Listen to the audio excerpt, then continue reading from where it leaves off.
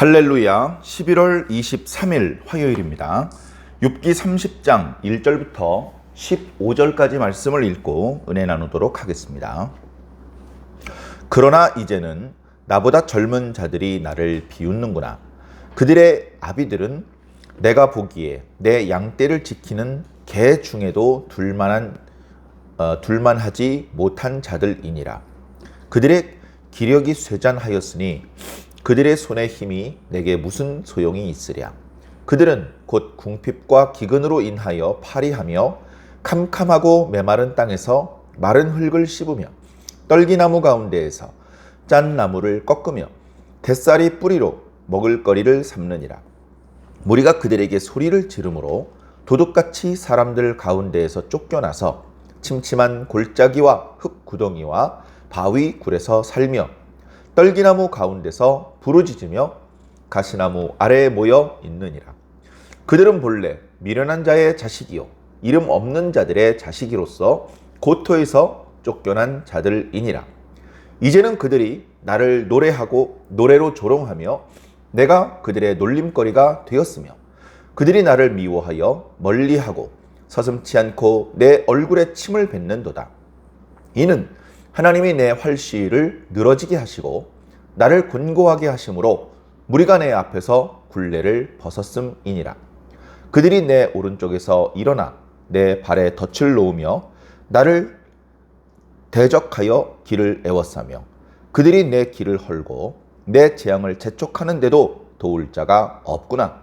그들은 성을 파괴하고 그 파괴한 가운데로 몰려드는 것 같이 내게로 달려드니 순식간에 공포가 나를 애워싸고 그들이 내 품위를 바람같이 날려버리니 나의 구원은 구름같이 지나가 버렸구나. 아멘. 자, 내용상 29장 말씀에 이어지는 내용들입니다. 우리가 잘 아는 것처럼 29장에서는 하나님께서 자신의 과거 행복했던 시절을 다시 되돌려 주셨으면 참 좋겠다. 그런 내용으로 욥이 어떻게 보면 하나님께 기도하며 간청하는 그런 내용입니다. 그런데 오늘 말씀은 이제 그렇게 되지 않고 있는 현재의 답답하고 안타까운 그런 상황을 탄식하고 있는 이제 그런 내용이죠. 29장은 그때는 내가 하나님과 함께하고 있을 때에는 그때 참 좋았는데 하면서 그때는 이라는 표현이 반복되었지만 이제 우리가 읽고 있는 30장에는 그런데 이제는 1절에도 나오고 저 뒤에 9절과 16절에도 나오죠. 그런데 이제는 지금은 참 그때랑 너무 많이 다르구나. 지금은 정말 힘들구나.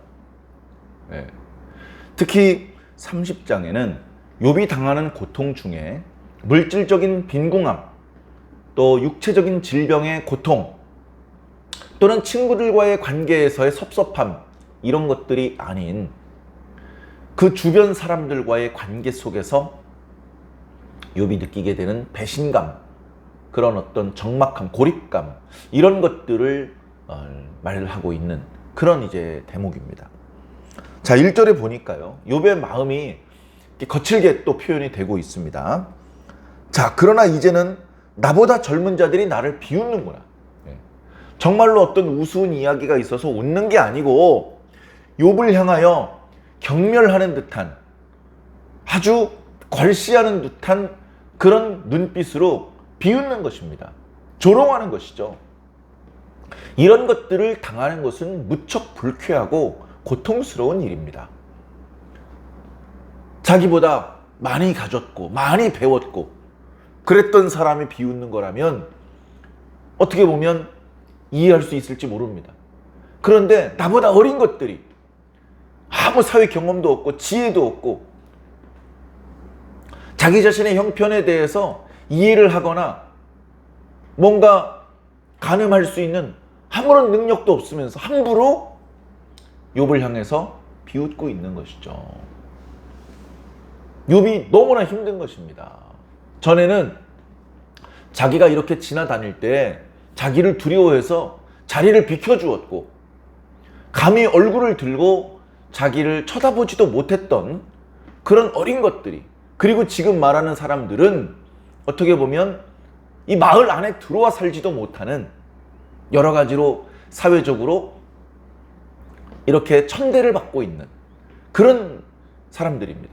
그런 사람들조차 지금 욥을 조롱하고 비웃고 있어요. 그런 자들이 어떤 자들인지, 지금 욥을 비웃는 사람들이 어떤 부류의 사람인지 오늘 읽은 말씀 앞부분에 자세히 나타나고 있습니다. 그들의 아비들은 내가 보기에 내 양떼를 지키는 개들 중에도 둘만하지 못한 자들이다. 조금 심하게 표현드리면 개만도 못한 자들이다. 아주 심한 말이죠. 욥이 탄식하면서 고통스러우니까 조금 거칠게 지금 표현하고 있습니다. 양떼를 지킬 때에, 양떼를 사람들이 돌보지만 많은 양떼를 돌보는 데에 강아지가 잘 훈련받았으면 그 강아지가 많은 도움이 됩니다. 강아지가 이 목자가 이리저리 뛰어다니지 않아도 강아지가 목자와 호흡이 잘 맞아서, 심지어 목자가 지시하지 않아도 양떼들이 무리에서 이탈하지 않도록 이리저리 뛰어다니면서 짖으면서 양떼들을 목자가 원하는 방향으로 잘 몰아주기 때문에 강아지들이 도와주면 이 양떼들을 돌보는 일이 참 수월해집니다. 그런 목자를 많이 도와주는 그런 요긴한 강아지만들도 못한 그런 부류다. 그 젊은 사람들과 그 젊은 사람들의 아비들 뭐 이렇게 구별할 필요는 없습니다. 그들이 그렇게 미천한 자들이다라는 이야기를 하고 있는 것입니다. 그들은 기력이 쇠잖아요. 힘이 없어요. 욥을 도와줄 능력도 없습니다. 그들은 궁핍하고 파리합니다. 그래서 메마른 땅에서 살고 있고 마른 흙을 씹고 있다. 비유적인 표현이죠. 그 정도로 그들은 가난한 상태에서 살고 있다. 그들이 이 간신히 생계를 유지하는 방법은 떨기나무 가운데서 짠나무를 꺾는 것이다. 더운 지방에 어떤 나물은 이렇게 먹어보면 짠맛이 난다고 합니다. 그런데 내륙 지방에 해안가면은 소금이나 이런 것들을 구하기가 수월한데 내륙 깊은 곳에서는 소금을 구하기가 어렵거든요. 그러나 사람이 살려면 짠 음식을 먹어주어야 됩니다. 기본적인 생명을 유지하기 위해서 꼭 필요한 것이죠. 그래서 이 짠나물이 내륙 지방에 자라는 것은 그나마 다행이고 하나님의 축복입니다. 그래 그것을 꺾습니다. 꺾어서 자기도 먹겠지만 내다 팔기 위해서 꺾는 것이죠. 그리고 그 뒤에 이어지는 뱃살이나무 뿌리로 먹을거리를 삼는다. 이것은 먹기도 하지만 또 이런 것들은 말려가지고 땔감으로 쓰기도 합니다.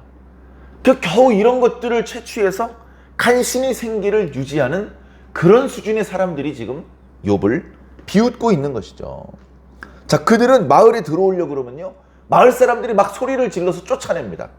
어디 너희들 같은 것이 마을에 들어오려고 그래? 저리 나가!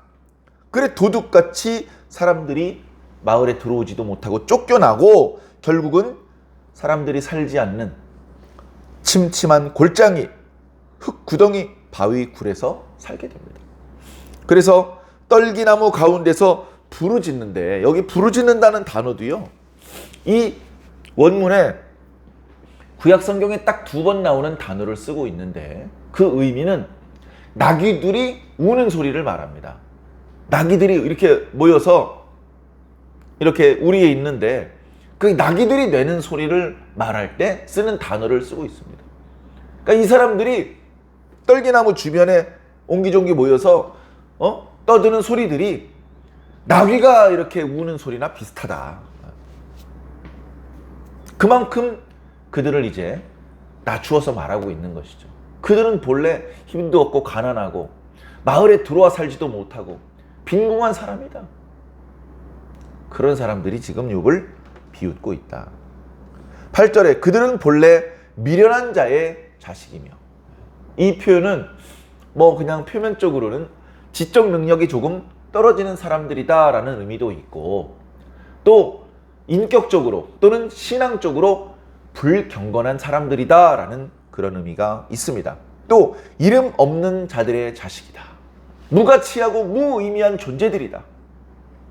그리고 고토에서 쫓겨난 자들이다.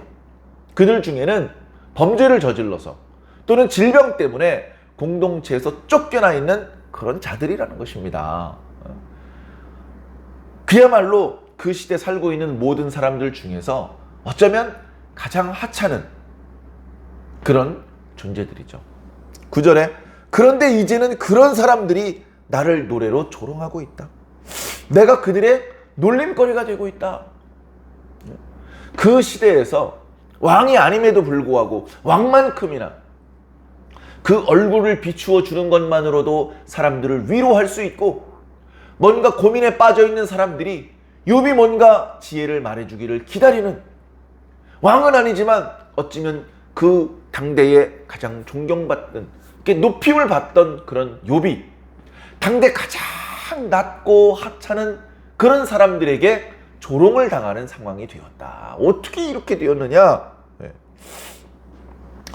그들이 나를 미워하고 멀리서 서슴지 않고 내 얼굴에 침을 뱉는구나. 이렇게 된 것은 하나님이 내 활 시위를 늘어지게 하셨기 때문이다. 우리 29장에 하나님께서 자신의 활을 강하게 하셨다. 그 표현은 시적인 표현인데 사람의 근력을 말하는 것이죠. 젊음, 건강함, 이런 것들을 상징하는 것입니다.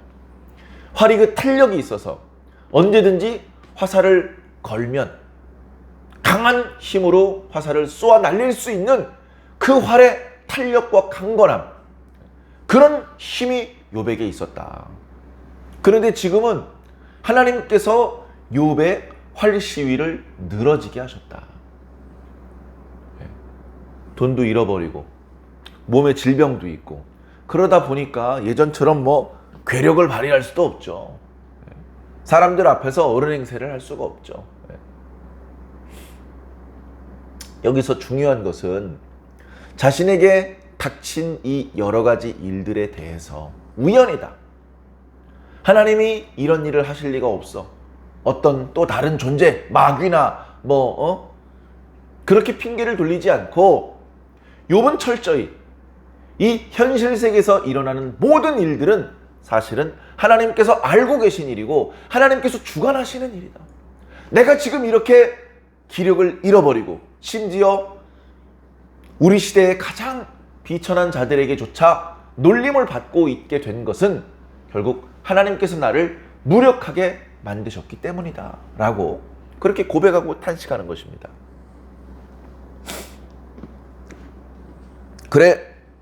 그런 상황이 되고 나니까 가장 비천했던 자들조차 욥을 공격합니다.